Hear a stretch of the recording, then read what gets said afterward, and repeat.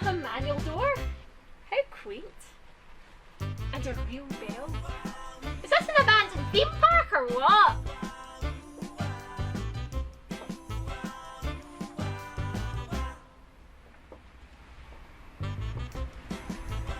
It's warm and smooth. Not cold and rough as I thought wood would be. You'll find no dust there, young lady. What? I said, you'll find no dust on these shelves. Oh no, I wasn't checking for dust. I was just feeling the shelves. Are they really wood? Yes, real wooden wood from wooden trees. Ah! I've never been in a shop with wood before. I heard about them in history class once. But I thought they were all metal and plastic now. Well, George's shop isn't. This is the last wooden shop, and no one's going to replace it with that terrible stuff. George, you've a customer. I remember when this street was full of bustling, lively shops.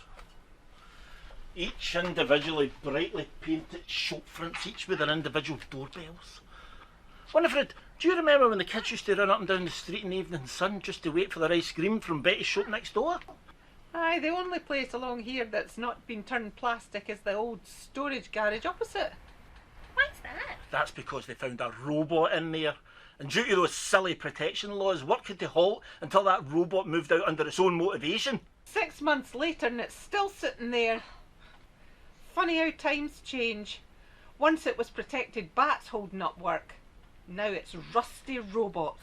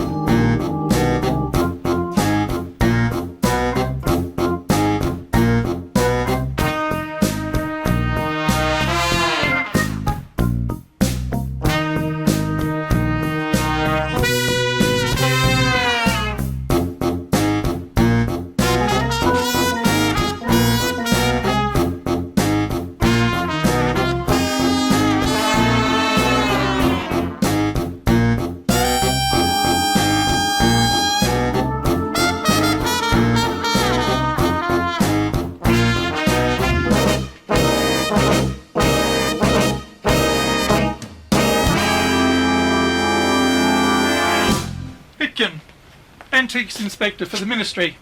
May I speak with the proprietor of this establishment? That'll be me. Pitkin, Antiques Inspector for the Ministry. We got that the first time. As I was saying before we were interrupted, Pitkin, Antiques Inspector for the Ministry. There you go. Even says things in triplicate. So what can I do you for? My brief inspection of your premises has resulted in the finding of the following faults: wooden steps, worn out wooden stairs, wooden shelves, wooden door, wooden window frames, And what's wrong with any of them? non-synthetic sounding brass bell. By the powers granted me as Ministry Antiques Inspector, I, Pitkin, Antiques Inspector for the Ministry, issue a closure notice on this establishment. It'll be shut down with immediate effect and all non-conforming elements will be replaced with approved plastic fixtures and fittings. Hey, why do you need to do that? This place is mysterious and has a charm of its own.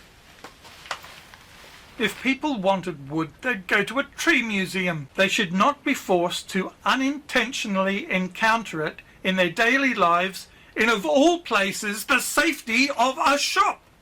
You can't do this. You can't just shut down a man's livelihood. This shop's been here for years. I can, and I have. But I'm not ending your livelihood.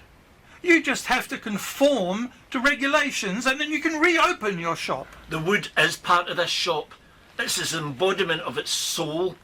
Take one look out in that street and all you see is plastic, plastic, plastic, plastic. Regulations are regulations and they exist for a reason. You can't do this. That robot across the road has more rights than George in his shop. It's ridiculous. May I remind you, young lady, that regulations are regulations and they exist for a reason.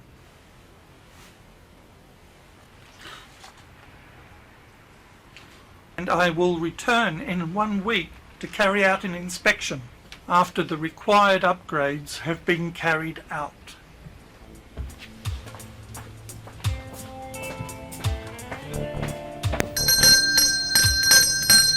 So what are you going to do, George? I don't know. But I know what I'm not going to do. What's that? I'm not going to replace the soul of my shop with plastic. I have an idea that can help save the shop.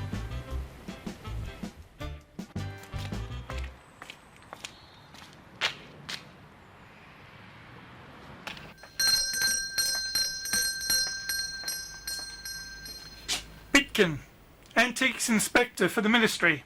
We know!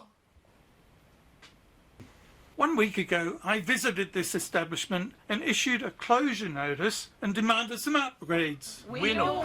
On my return, what do I find? Not only is the shop still open, but it's still full of wood with no plastic in sight. We know. What is the meaning of this willful, reckless disregard for regulations? George hasn't disregarded the rules at all. In fact, he has followed them to the letter. This has gone far enough!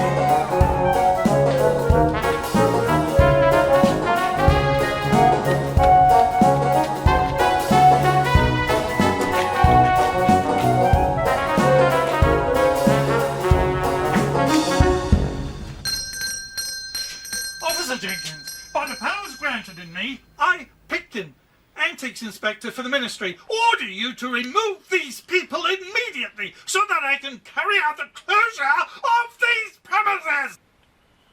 Ladies, sir, we don't want a fuss, do we? Can I ask you to leave the shop in an orderly fashion? Well, we'd like to do that, officer. However, we feel that that would lead to regulations being broken. May I remind you, Officer Jenkins, that you're quite entitled to use force in the carrying out of my instructions. As we started to prepare for the shop's modernisation, we found this!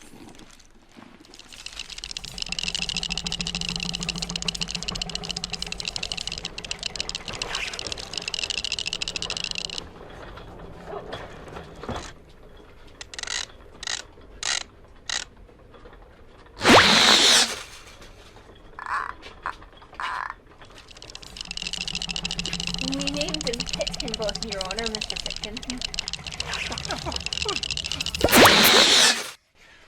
What's the meaning of this? Well, it means, under Schedule 2 of the Conservation Robotics Act, subsection 7, self-motivated motion, we can't empty this shop for renovation until Pitkin Bot here walks out that front door. We've asked him several times to leave, but he just won't abandon his post.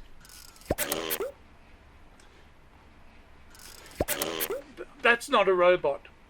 Robots are supposed to be made out of shiny, futuristic metal. That's wood. That's a toy that you would find in any museum dusty toy box. To quote the Conservation Robotics Act, a robot is a machine capable of carrying out a complete series of actions automatically. Pitkinbot, where is the polish?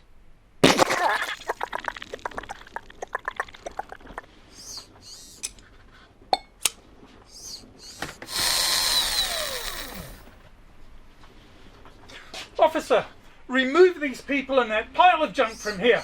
I need to get a renovation team in here at once.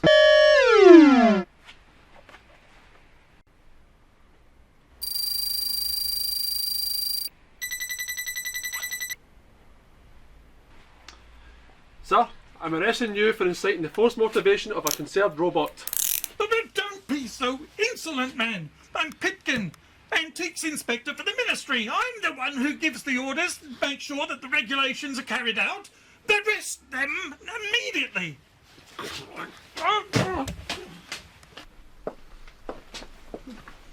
Mr. Pitkin, I know what you mean about regulations being there for a reason. Without them, our poor robot would now be forcibly ejected from its rightful home. I feel so safe and reassured knowing there's someone like you to enforce them.